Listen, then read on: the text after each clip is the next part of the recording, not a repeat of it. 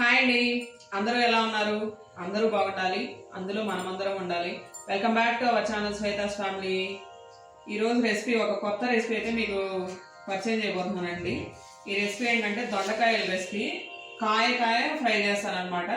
అందరూ ఏంటి, దొండకాయ కట్ చేసి పీసులు కట్ చేసి లేకపోతే రౌండ్గా కట్ చేసి వాటిని మగ్గించడం లేకపోతే చట్నీ చేయడం అలా చేస్తాం కదా, అలా కాదనమాట. ఇది దొండకాయ డైరెక్ట్గా కాయనే ఫ్రై చేస్తాం, చెక్కు చెదరకుండా ఫ్రై అయిపోద్ది అనమాట. ఇది నేను మా అత్తయ్య దగ్గర నేర్చుకున్నాను.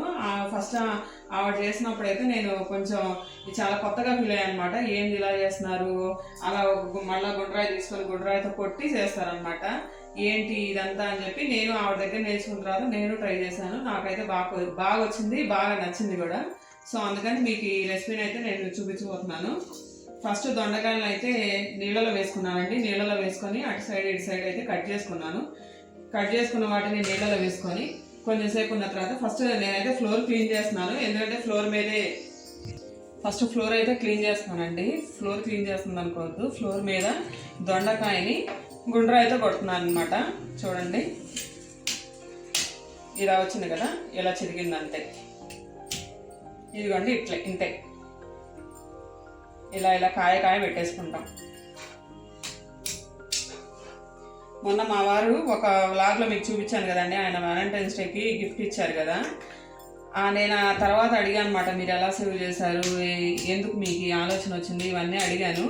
ఆయనైతే నాకు ఇలా చేశాను అని అయితే చెప్పారనమాట. నేను ఈ డీటెయిల్స్ అన్ని నెక్స్ట్ వ్లాగ్లో కవర్ చేయడానికి ట్రై చేస్తాను. మీకు చూసారు కదా, కాయ చెదరట్లేదు, అట్లానే కాయ బ్రేక్ అవుతుంది. ఇలా చేసుకోవాలన్నమాట దొండకాయలు మొత్తాన్ని.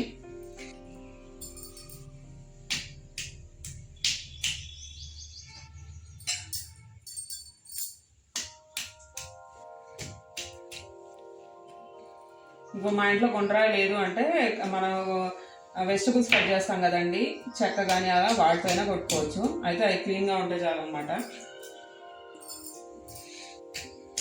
దీని పేరేంటి? దొండకాయ ఫ్రై. Okay, very good. చూడటానికి వెరైటీగా ఉంది కదా, రెసిపీ కూడా వెరైటీగా ఉంటుంది.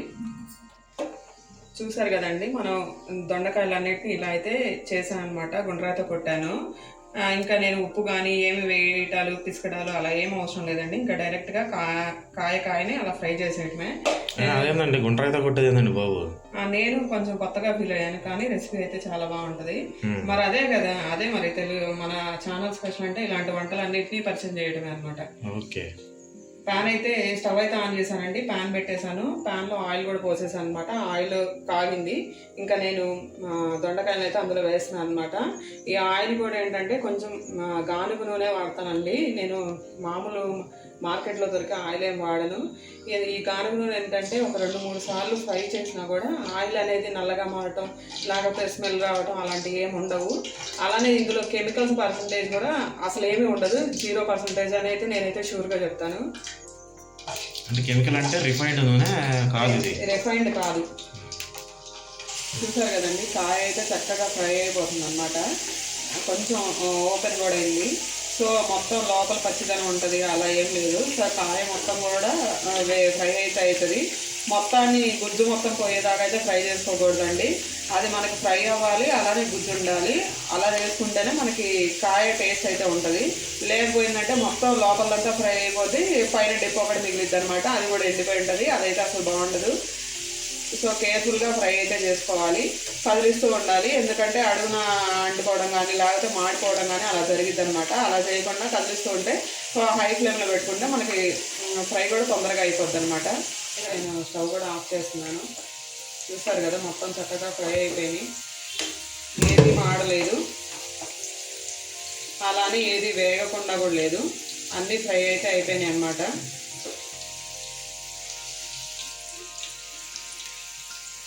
నేను కాయలన్నీ తీసి పక్కన పెట్టుకుంటున్నానండి. కాయలు తీసిన తర్వాత కొంచెం ఆయిల్ చల్లారిన తర్వాత మళ్ళీ మనం ఈ ప్యానే పెట్టుకొని ఇందులో ఇంకోసారి కొంచెం కారం ఉప్పు వేసుకొని అయితే ఫ్రై చేసుకోవాలన్నమాట. సో ఫస్ట్ అయితే నేను దొండకాయలను అయితే పక్కకు తీస్తున్నాను.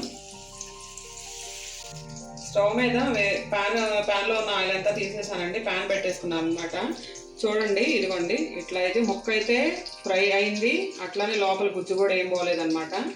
ఇవన్నీ ఈ ప్యాన్లో అయితే వేసేస్తున్నాను.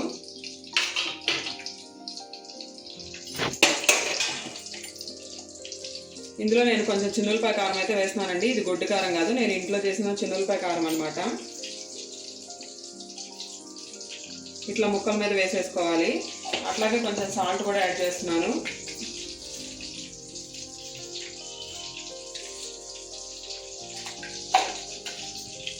ఆయిల్, కారం, ఉప్పు అన్నీ కలుపుకుంటున్నానండి. కాయని ఇట్లా ఇట్లా అనండి, ఎందుకంటే దాని మీద ఉన్న కారం అంతా కాయలోకి వెళ్తుంది కదా. అట్లా అంటే ఏంటంటే కారం అంతా కాయకి పడుతుంది, మనం మామూలుగా తిప్పితే అంత పట్టదనమాట.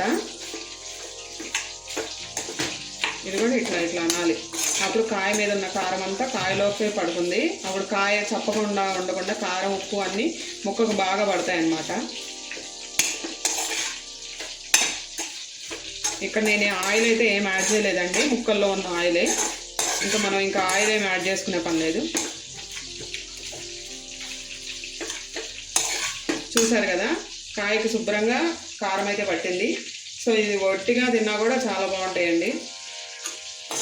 ఈ రుచికరమైన టేస్టీ దొండకాయ కాయ ఫ్రై అయితే రెడీ అయిపోయిందండి. మీరు కూడా ఇంట్లో ట్రై చేయండి. ట్రై చేసి ఎలా ఉందో చెప్పండి. అలాగే నేను చేస్తున్న రెసిపీస్ మీకు నచ్చినట్లయితే please like, share and subscribe చేయండి. కొత్తిమీర వేసే పని లేదా? ఇంకేం అవసరం లేదండి. అంటే కొత్తిమీర అవసరం లేవా ఈ డిష్కి? అవును, చూసారు కదా, భలే ఉన్నాయండి. చూస్తుంటేనే నాకైతే తినేయాలనిపిస్తుంది. ఓకే.